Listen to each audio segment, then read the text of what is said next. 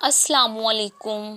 دیکھو یہ زندگی تو اللہ نے دی ہے نا، تو اللہ کی دی ہوئی چیز سے یوں نہ خوش تھوڑی ہوا کرتے۔ دیکھو وہ مالک کائنات تمہارے حال دل سے بخوبی واقف ہے۔ اچھا لگتا ہے اسے تمہارا فقط اسی سے التجائیں کرنا۔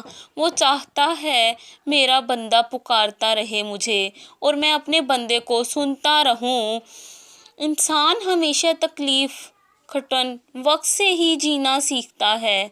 خوشی میں تو پہلے کی تکلیفیں بھی بھول جاتا ہے۔ خوشیوں میں تو بھول جاتے ہیں نا ہم اللہ کو یاد کرنا، پھر وہ ہمیں آزمائش میں ڈالتا ہے تاکہ ہم اس کے قریب ہو جائیں۔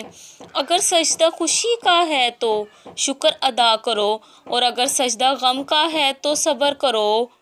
دیکھو یوں خود کو اکیلا نہیں سمجھا کرتے۔ جو لوگ قرآن سے جڑ جاتے ہیں نا وہ پھر اپنی زندگی کی ہر جنگ جیت جاتے ہیں۔